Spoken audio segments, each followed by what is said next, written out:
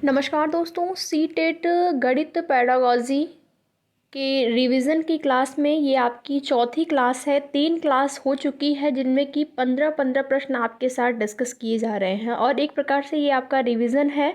आपको ये देखना है कि टॉपिक वाइज कितने प्रश्न आप सही कर पा रहे हैं, किस टॉपिक से प्रश्न आपके गलत हो रहे हैं। अगर जिस टॉपिक से गलत हो रहे हैं प्रश्न, उन टॉपिक को थोड़ा सा आपको पढ़ने की ज़रूरत है, तो अभी टाइम है, आप पढ़ सकते हैं। तो आपको इस चीज़ का विशेष रूप से ध्यान रखना है। 45 नंबर तक प्रश्न हो चुके हैं और 46 नंबर के प्रश्न से आज के वीडियो का प्रारंभ करते हैं। देखते हैं प्रश्न ये आपका है और पूछ रहा है अनुपस्थिति रोकी जा सकती है। अनुपस्थिति यानी कि बच्चा विद्यालय में डेली प्रेजेंट नहीं हो रहा है, तो उसकी अनुपस्थिति को कैसे आप रोक सकते हैं, आपसे ये पूछा जा रहा है। तो राइट आंसर क्या हो जाएगा इस प्रश्न का? शिक्षक के द्वारा छात्र को दंडित करके, मिठाई देकर, अभिभावकों माता पिता से संपर्क करके। तो यहाँ पर देखेंगे सबसे बेस्ट क्या है, अगर आप अभिभावक से, उनके माता पिता से मिलेंगे, संपर्क करेंगे, तो आप जान पाएंगे क्या समस्या है, आखिर क्या दिक्कत है, किस वजह से बच्चा विद्यालय में डेली नहीं आ पा रहा है। तो राइट आंसर इस प्रश्न के लिए हो जाएगा ऑप्शन नंबर डी। चलते हैं अगले प्रश्न पर। अगला प्रश्न आपसे यहाँ पर पूछ रहा है गणित की प्रकृति है, कैसी है गणित की प्रकृति? तो ये आपकी है तार्किक। गणित की जो प्रकृति है वो तार्किक है। Right answer option number B हो जाएगा। अगला यहाँ पर प्रश्न जो है अगले टॉपिक से है और ये आपका टॉपिक जो है आप ये देख पाएंगे, पाठ्यचर्या में गणित का स्थान एवं गणित शिक्षण के उद्देश्य, जिनमें कि प्रश्न आपसे क्या पूछ रहा है। 48वें नंबर का प्रश्न है, चौथी कक्षा के विद्यार्थियों के लिए अधिगम उद्देश्य दिया गया है। विद्यार्थी दशमलव वाली दो संख्याओं की, जो कि दशमलव के 2 स्थान तक है, उसको क्रम में रखने और उसकी तुलना करने की योग्यता रखता है। यह अधिगम का उद्देश्य किसका उल्लेख करता है? प्रक्रियात्मक ध्येय का, ऑप्शन नंबर बी है सुव्यवस्थितता ध्येय का, ऑप्शन सी है सामाजिक ध्येय का, ऑप्शन डी है विषयात्मक ध्येय। तो यहाँ पर आप देखेंगे क्रम से रखने की बात हो रही है, क्रम में रखना, तो आप क्या करेंगे? राइट आंसर बताएंगे सुव्यवस्थितता ध्येय, क्रम में रख रहा है यानी कि सुव्यवस्थित ढंग से। Right answer option number B हो जाएगा। अगले प्रश्न पर चलेंगे। अगला प्रश्न 49 नंबर का है, आपसे पूछ रहा है गणित की पाठ्यपुस्तक में विभिन्न प्रकरण में खंड अभ्यास, खंड क्या है? अभ्यास समय खंड का नाम है, इसको समावेशित करने का उद्देश्य क्या है? ऑप्शन नंबर ए है विद्यार्थियों को आनंद व मस्ती प्रदान करना, ऑप्शन बी है दैनिक दिनचर्या में बदलाव करना, ऑप्शन सी है समय का बेहतर सदुपयोग सुनिश्चित कराना, ऑप्शन डी है विस्तृत अधिगम अवसर प्रदान करना। तो अभ्यास समय को समावेशित करने का उद्देश्य यहाँ पर होगा कि विस्तृत आप अधिगम के अवसर प्रदान करेंगे बच्चे को।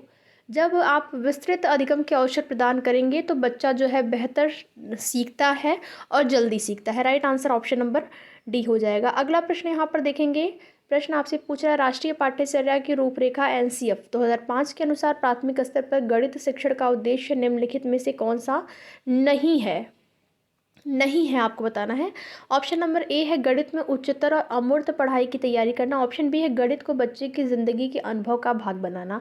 तो अनुभव का भाग बनाना ये आपका पॉजिटिव है, यहाँ पर नहीं पूछा है। अगर पूछता है यहाँ पर कि कौन सा उद्देश्य है, तो आप वहाँ पर बताते अनुभवों का भाग बनाना। दूसरा ऑप्शन है समस्या समाधान और समस्या प्रस्तुत करने के कौशल को प्रोत्साहित करना, ऑप्शन डी है तर्कसंगत विचारों को प्रोत्साहित करना। तो ये तीनों यानी कि ऑप्शन बी, सी और डी, ये तीनों जो है ये शिक्षण के उद्देश्य के अंतर्गत आ जाएगा। लेकिन उद्देश्य में क्या नहीं आएगा? गणित में उच्चतर और अमूर्त पढ़ाई की तैयारी करना, यही नहीं आएगा। यही आपका राइट आंसर हो जाएगा ऑप्शन नंबर बी, क्योंकि प्रश्न में नहीं पूछ रहा है। अगला प्रश्न यहाँ पर आपसे पूछ रहा है एनसीएफ 2005 से, ये भी प्रश्न है राष्ट्रीय पाठ्यचर्या रूपरेखा एनसीएफ के अनुसार प्राथमिक विद्यालय में गणित पढ़ाने का मुख्य उद्देश्य कौन सा नहीं है? यहाँ पर भी आपको नहीं ही बताना है, यानी कि नेगेटिव पॉइंट आपसे पूछ रहा है। क्या है ऑप्शन में? पहला है बच्चे की सोच विचार प्रक्रिया को गणितीय रूप देना, ऑप्शन बी है बच्चे के संदर्भ में गणित का वर्णन करना, ऑप्शन सी है समस्या समाधान के कौशल को बढ़ाना, ऑप्शन डी है गणित की उच्चतर पढ़ाई की तैयारी कराना। तो यहाँ पर आप देखेंगे, देखिए यहाँ पर ऑप्शन में जो है आप ये देखेंगे ऑप्शन नंबर ए सही बताया जा रहा है कि बच्चे की सोच विचार प्रक्रिया को गणितीय रूप देना। तो देखिए कौन सा नहीं है आपसे पूछ रहा है। यहाँ पर राइट आंसर आपका हो जाएगा option number A, option number A जो है इस प्रश्न का राइट आंसर हो जाएगा।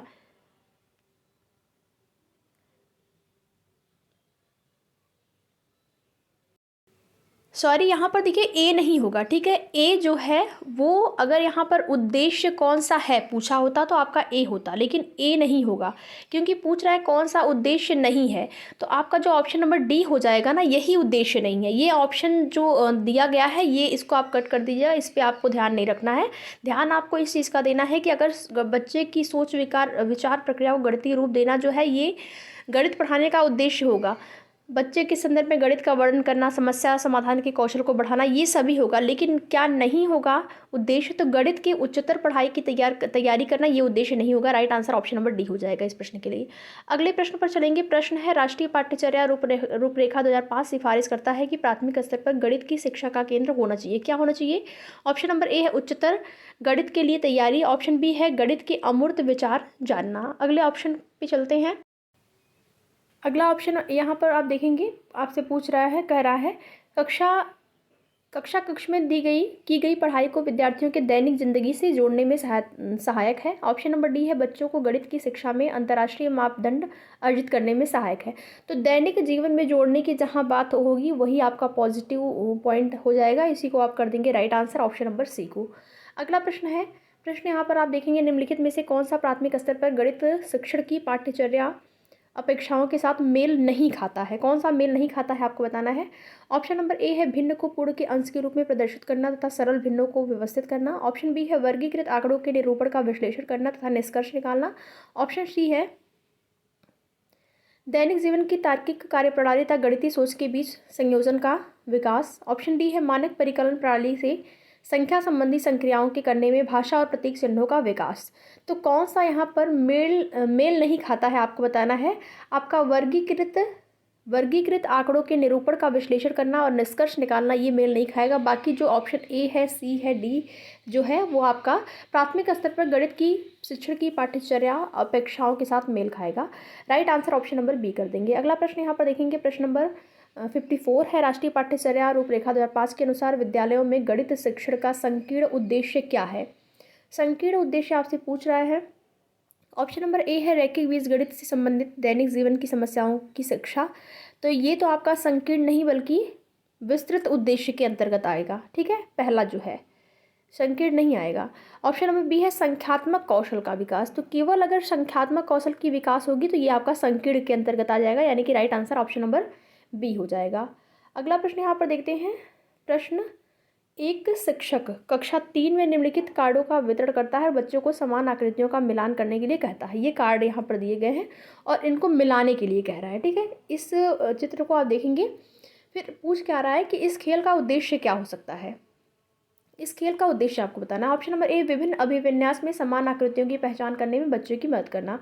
ऑप्शन बी है हाथ आँख के समन्वय को बढ़ाना। ऑप्शन सी है समानता और सर्वांग समता की अवधारणा विकसित करना। ऑप्शन डी है कक्षा के वातावरण को व्यस्त और आनंददायक बनाना।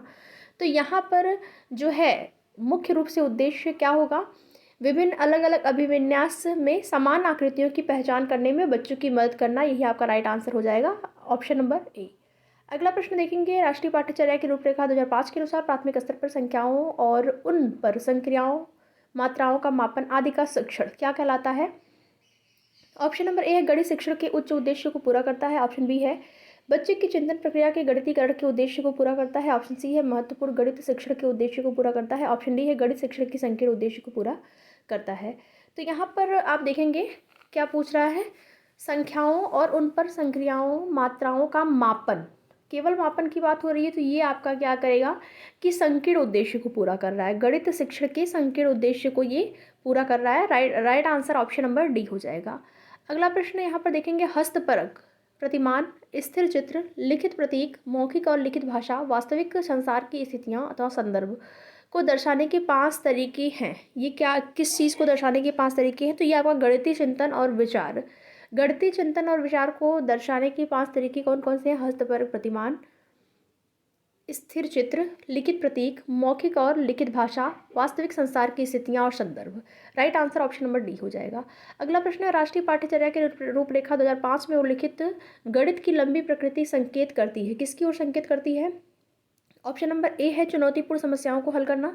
ऑप्शन बी है गणित के खेलों का सृजन। ऑप्शन सी है हस्तसिद्ध अनुभव प्रदान करना। ऑप्शन डी है एक संकल्पना पर दूसरी संकल्पना बनाना। तो एक संकल्पना पर दूसरी संकल्पना बनाना ही गणित की लंबी आकृति का संकेत है। ठीक है, एक संकल्पना है, उसी पर दूसरी संकल्पना को बना लेंगे, वही आपका एक तरह से लंबी आकृति संबंधित। Right answer option number D हो जाएगा।